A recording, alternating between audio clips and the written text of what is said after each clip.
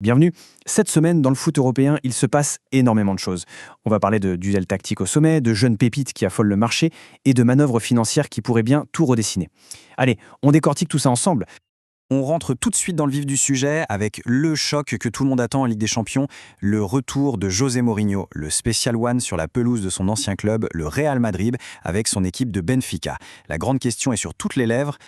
Forcément, cette semaine, les regards sont tournés vers les bancs de touche. On a un contraste assez saisissant. D'un côté, une légende vivante qui retrouve son passé, et de l'autre, un coach sorti un peu de nulle part qui est en train de mettre la première ligue à ses pieds. Et pour vous dire à quel point ce retour est un événement, voilà ce qu'en dit Angel Di Maria, qui a quand même joué pour les deux clubs. Il ne mâche pas ses mots. Ça en dit long sur l'aura du personnage avant un match aussi monumental. Mais ce n'est pas seulement à Madrid que les coachs font l'actu. Parce que pendant que Mourinho est sous les projecteurs, une autre histoire peut-être encore plus folle est en train de s'écrire du côté de Manchester United.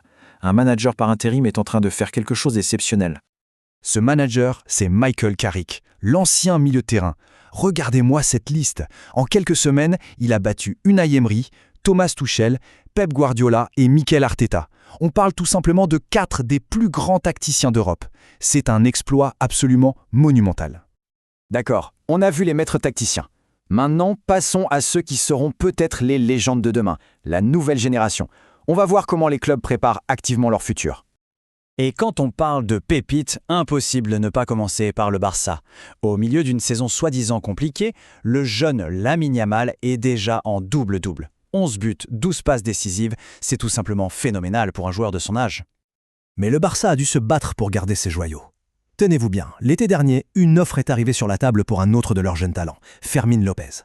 Et pas n'importe quelle offre, Chelsea a mis 70 millions d'euros sur la table. Alors, face à une telle somme, qu'est-ce qu'on fait ?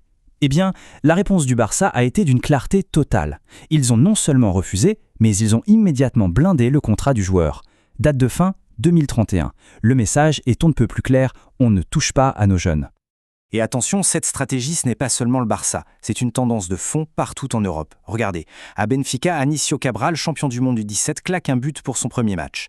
À la Juve, Kenani Yıldız va voir son salaire exploser. Et à Lyon, le jeune Endrick devient le 4e plus jeune joueur de l'histoire à marquer un triplé en Ligue 1. Les clubs misent tout sur l'avenir. Bon, on a parlé des coachs, des jeunes, mais le football, c'est aussi tout ce qui se passe en dehors du terrain. Et là, croyez-moi, ça bouge aussi. On passe aux grandes manœuvres en coulisses. Alors là, accrochez-vous bien, c'est sans doute l'info la plus folle de l'année. La légende Sergio Ramos a soumis une offre formelle, officielle, pour racheter son club formateur, le Séville FC. Le montant, 450 millions d'euros. C'est juste dingue. On continue avec les légendes et un autre nom qui pèse lourd, Maldini.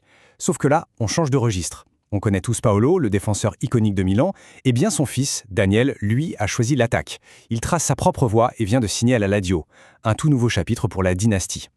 Allez, direction le Portugal. Au Sporting, ils avaient une véritable machine à but, Gyökeres, qui semble promis à Arsenal. La grande question, c'était comment remplacer un tel joueur. Leur pari, c'est un ancien de Marseille, Luis Suarez. Est-ce que ça peut marcher ? Et pour l'instant, la réponse est un grand oui.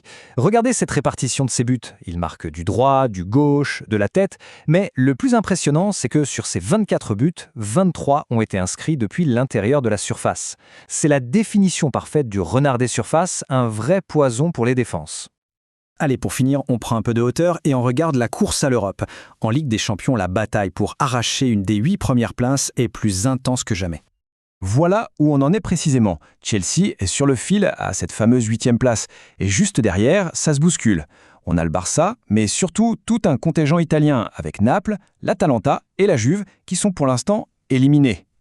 Du coup, la prochaine journée s'annonce absolument capitale. C'est le moment de vérité, surtout pour les clubs italiens. La Juve à Monaco, l'Inter à Dortmund. Ce sont des déplacements très compliqués.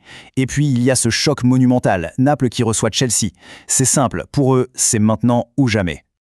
Alors, au final, qu'est-ce qui va définir cette saison ? Le coup de génie d'un coach ? L'éclosion d'une nouvelle génération de cracks ? Ou bien un coup de poker financier à 450 millions ?